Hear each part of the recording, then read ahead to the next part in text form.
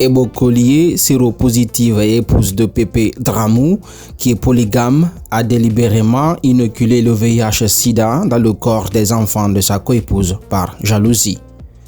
Elle a prélevé son propre sang contaminé pour l'injecter aux enfants. Cet acte criminel s'est déroulé dans la préfecture de Sigiri, où le couple résidait, a rapporté Guinée News dans un article. Le père des enfants, âgés respectivement de 3 à 7 ans, a découvert l'incident en juillet 2022, étant lui-même laborantin. Pépé Dramou a donc choisi de porter l'affaire devant le tribunal de première instance de la ville de Zérékoré, où le couple est originaire. Après de nombreux renvois, le jugement a été rendu le jeudi 26 octobre. Le procureur de la République du tribunal de première instance de Zérékoré a requis une peine de 3 ans de prison ferme.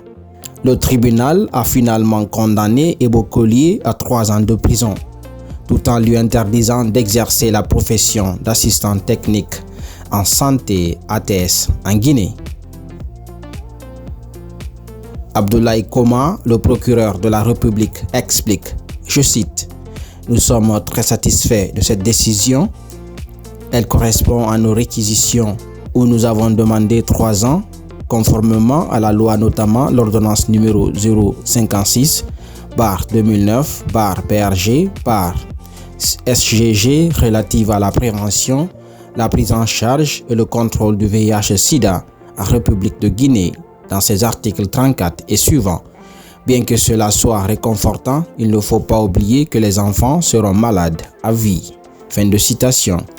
Il est à noter que la semaine précédente, l'avocat de la défense avait plaidé la culpabilité de sa cliente en affirmant que celle-ci avait agi par accident. Cependant, le président du tribunal de première instance de Zérékoré, Mamadou Saliou Diakité, a rejeté cet argument, estimant que l'acte avait été commis délibérément. Les enfants victimes sont actuellement pris en charge à l'hôpital régional de Kankan, bien avant l'arrestation de leur marâtre.